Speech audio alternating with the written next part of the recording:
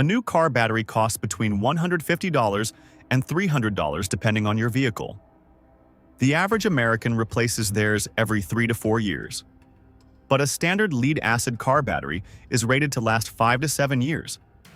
That means most drivers are throwing away a battery with 2 to 3 years of life left in it, because they had no way to know it was still good. A $12 digital multimeter off Amazon changes that completely. Battery testing is one of the simplest diagnostics you can do on any car, but shops and dealerships have convinced most people it requires expensive professional equipment. It doesn't. And once you understand 3 specific numbers, you'll never pay for a battery test again or get talked into a replacement you don't need. What a multimeter actually tells you. Most people think a car battery is either dead or fine. That's not how batteries work. A 12-volt car battery operates within a narrow voltage range. Fully charged sits at 12.6 volts or higher. At 12.4 volts, your battery is at roughly 75% charge. At 12.2 volts, you're at 50%. And at 12.0 volts flat, you're looking at a battery that's 25% charged and struggling. That's a total swing of less than 1 volt between a healthy battery and one that's about to leave you stranded. A $12 digital multimeter reads to the 100th of a volt, which is more than precise enough to tell you exactly where your battery sits in that range. The ones shops use cost $3,000 to $5,000. But for a basic state of charge reading, your $12 tool gives you the same number. The resting voltage test? Your first check. Here's the test most people get wrong before they even start. You can't test your battery right after driving. The alternator charges the battery while the engine runs, and that surface charge inflates the reading for up to 2 hours afterward. If you test right after pulling into your driveway, you might see 13.1 or 13.2 volts and think everything is perfect, when the real resting voltage underneath could be 12.1. Turn your car off. Wait at least 2 hours. Overnight is better. Then set your multimeter to DC volts, usually marked with a V and a straight line. Touch the red probe to the positive terminal and the black probe to the negative terminal. If your reading is 12.6 volts or above, your battery is fully charged and healthy. Between 12.4 and 12.59, it's usable but could benefit from a top-up charge. Below 12.39, something is going wrong. Either the battery is aging out, your alternator isn't charging properly, or you have a parasitic drain pulling current when the car is off. Write that number down. It's your baseline. The crank test, where the real answer lives. But here's where it gets more expensive if you skip this second step. A resting voltage test only tells you how much charge is stored. It doesn't tell you whether the battery can actually deliver that energy under load, which is the only thing that matters when you turn the key on a 28-degree morning. This is the test almost no YouTube video explains properly. You need a second person for this. Keep your multimeter connected to the terminals. Have someone turn the ignition to start the engine while you watch the meter. During cranking, those 2 to 4 seconds where the starter motor is pulling maximum current, the voltage will drop.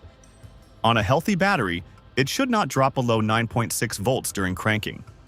That's the threshold.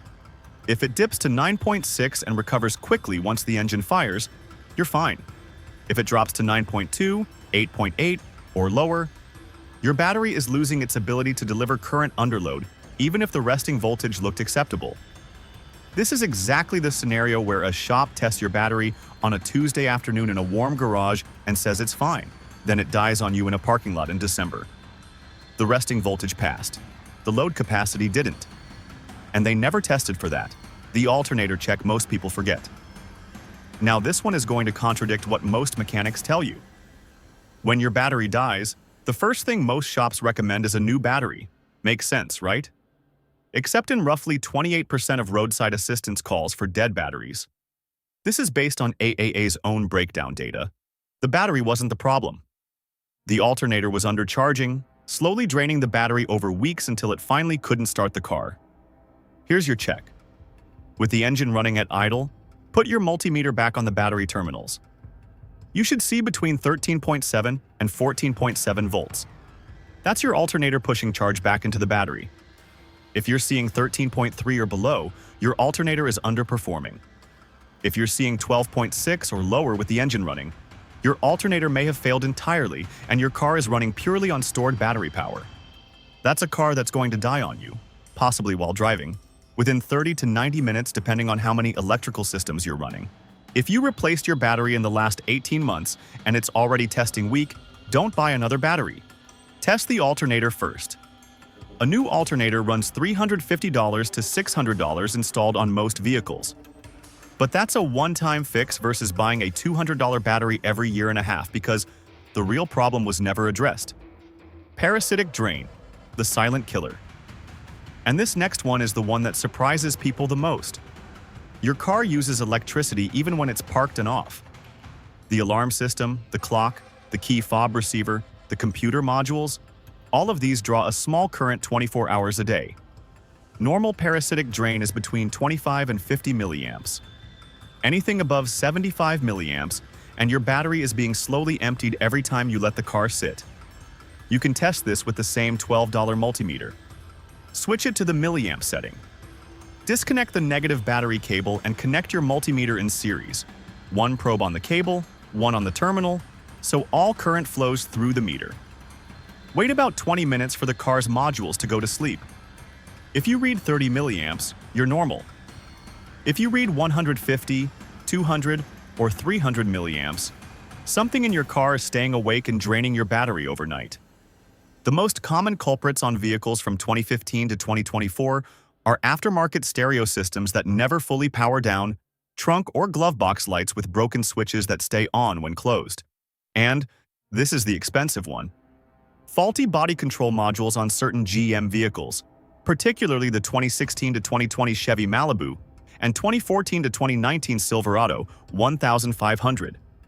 Those BCM failures can pull 350 milliamps or more and kill a brand new battery in 48 hours of sitting. Temperature and the number nobody checks.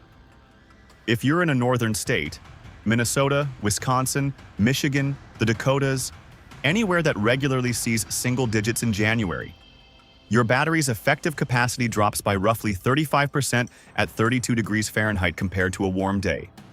A battery rated at 600 cold cranking amps, new may only deliver 390 effective CCA after 3 years in cold climate conditions. The minimum to reliably crank a 2.0-liter four-cylinder engine is around 400 CCA. A V8 needs 500 or more. You can see how tight those margins get. Your multimeter won't measure CCA directly. That requires a dedicated load tester. But if your resting voltage test in cold weather shows anything below 12.4 volts, or your crank test dips below 10.0 volts, you are on borrowed time. Don't wait for the morning it doesn't start.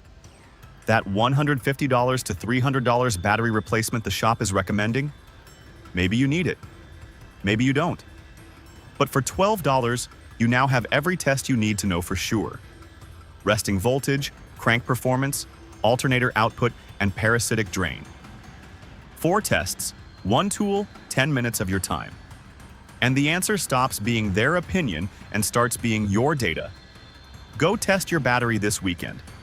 If the resting voltage is 12.6 or higher and the crank stays above 9.6, tell the next shop that suggests a new battery exactly what numbers you saw, and watch how fast the recommendation changes. If this kept $200 in your pocket, you know what to do.